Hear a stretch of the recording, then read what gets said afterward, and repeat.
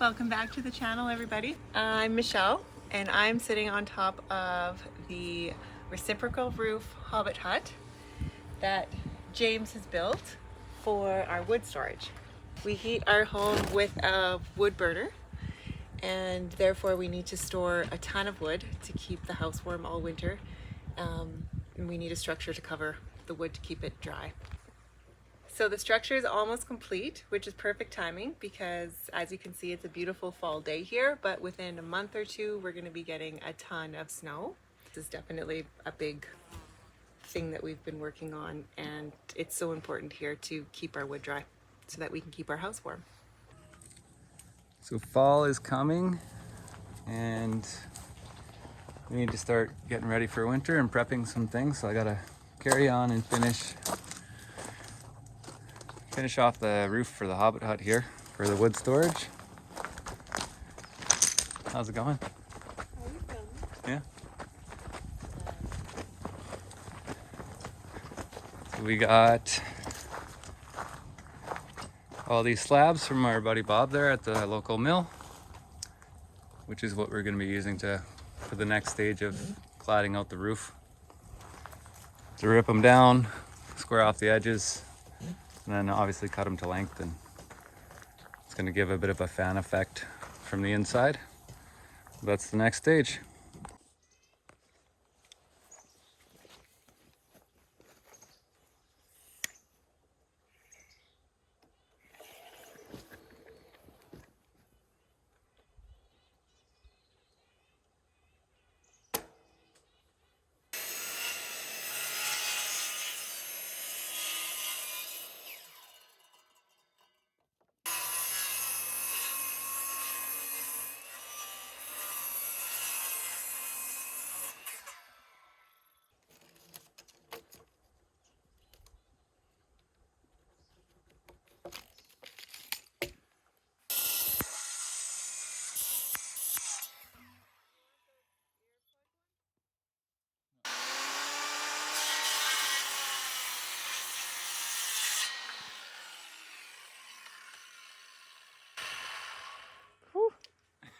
You got a fur shower, babe.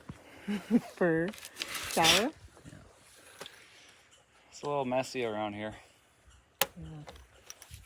So I am every single piece in the Hobbit hut is different.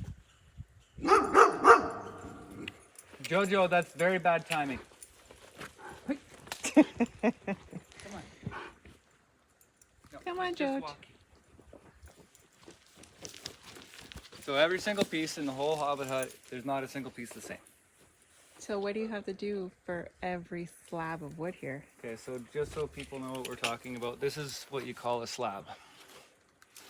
When they mill a piece of wood, they take the bandsaw and it goes, cuts off the log. Yeah. And then you end up with the nice rough sawn edge. Mm-hmm. And then when they mill it, in a lot of cases, they have this edge I ripped. This edge is rough sawn. Yep. So I'm making this pieces workable to put on the roof. Mm-hmm. But because of all the different support logs and all the different angles, it makes every single piece different. So it's a lot of labor. Mm-hmm. It's like a big puzzle. Kinda. But to give you an idea, you can see some of the slopes. Again, there's a whole bunch of different slopes in all the different pieces, but it gives a real good organic look. Mm-hmm. And once we put the membrane on and the grass roof on, it's really going to blend in to kind of the landscape a little bit better. Mm-hmm. Roger. Look at all this wood. Yeah. All the wood, the roof. So inside gives a really unique look as well. Oh, it's on. So lots of little pieces left to do. As we reach the top of each section, The pieces get much smaller.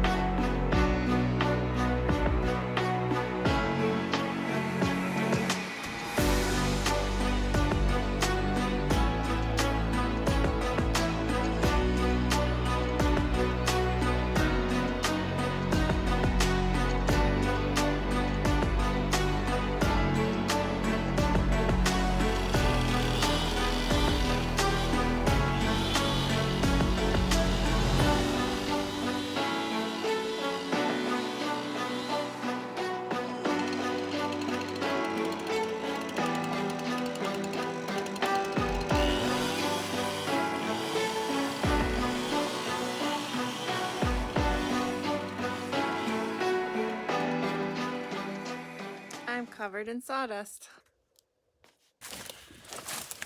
So it's true what they say that wood warms you more than once. I think it's 2 times for sure, but maybe 3. Some of these logs are quite large and you got to split them because they won't fit in the burner. But we had this logging truck load delivered early summer and put over by our chicken coop. It's over there. You can't even see the chicken coop. This log pile is so big.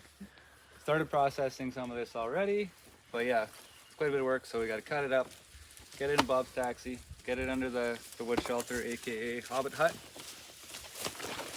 and then obviously feed in the burner throughout the winter. So for the Hobbit Hut, one of the things we had to do was peel logs, which was in an earlier video.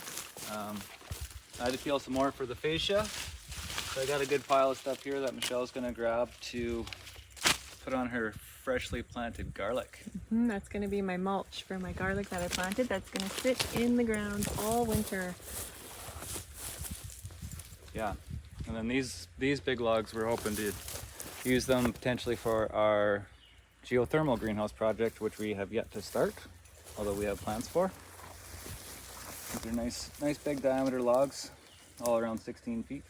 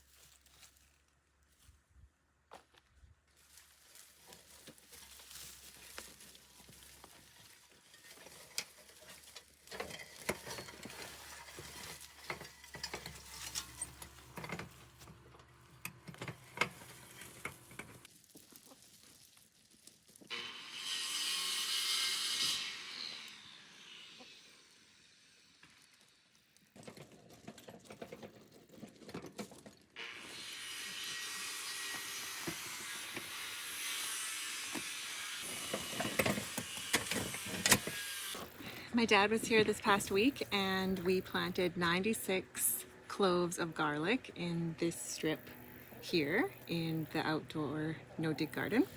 We've got 2 varieties. We've got Red Russian and Tibetan. So I surely hope that I will have 96 garlic heads by at least this time next year, if not much earlier when we can harvest it. So what I did was I added some more barley compost to this soil before I planted the garlic, and I also added some fish meal. So those are both good things to put in to get the garlic going and get it its best sort of start and for it to flourish over the winter and grow.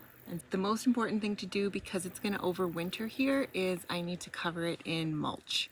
All of this soil needs to be covered because it's going to get covered in snow, which isn't a bad thing actually. Snow is also a good mulch, but we want to put some plant matter in as well to keep it good and nourished over the winter.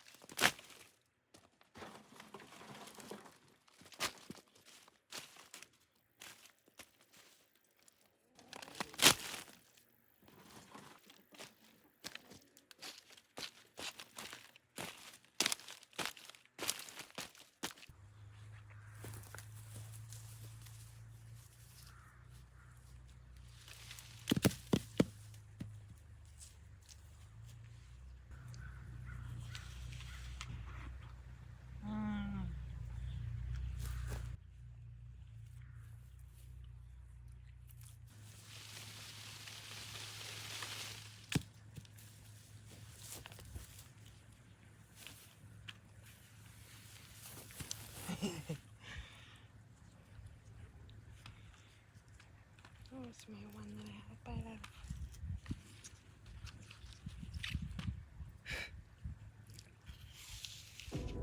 of. That's a good haul.